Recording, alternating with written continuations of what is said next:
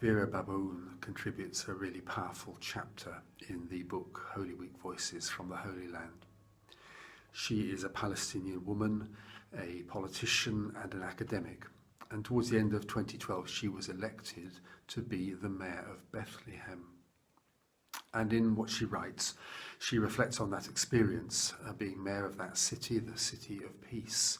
To be a woman who is the mayor of that city, an amazing thing. And she also is aware of all the pain that has gone with that, as she has sought to lead that city when she was mayor through such difficult times of opposition and of being cut off, of being separated, the encroaching settlements, the wall, the checkpoints, and all of that. And from this position, she, as a woman who has political power, has held political power, she reflects on Pontius Pilate. Pontius Pilate, the person who certainly seemed to have power. Pontius Pilate, the person who found himself as the one who had to conduct, as it were, the trial of this man, Jesus, who had been brought before him by the leaders of the people. Pontius Pilate, who, as we try to get inside his mind, clearly was desperate to find a way through which would save his own skin so that he could come out okay. He could come out, as it were, as a winner. Politicians often want to be winners.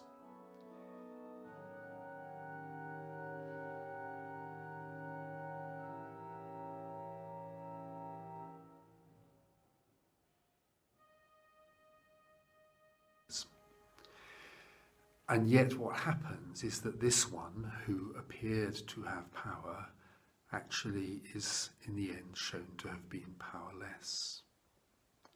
He who was strong, at least looked strong, actually what is exposed is his weakness as he wriggles and squirms and tries to find a way through. And paradoxically, the one who, as it were, was sitting on the other side, as it were, of the dog, he is the one who appears to be powerless, who has nothing, who is just this wandering preacher, and yet is the one who, and we know this for sure, has power in a way that Pilate never had power.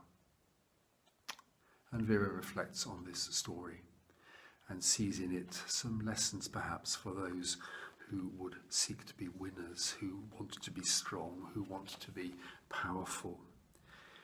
She writes as follows: "It is hard to imagine that a man like Pilate, who tried so hard to be a winner, did not know deep down that actually he was a loser. He had let the burdens and pressures of his earthly way of living prevent him from knowing the freedom and beauty of the skies above. His only hope now lies in Jesus showing mercy to him, as he had failed to show Jesus that same mercy before." The accompanying poem from Father Richard Nesbitt reflects further, again in the words of Pontius Pilate here. "I tried to release him.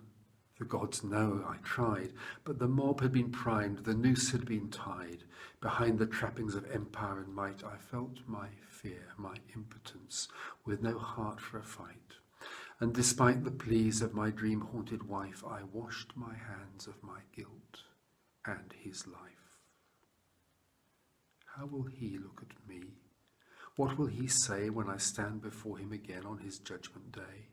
He on his regal throne, restored to glory and beauty, me, the humbled one, stripped of rank and duty.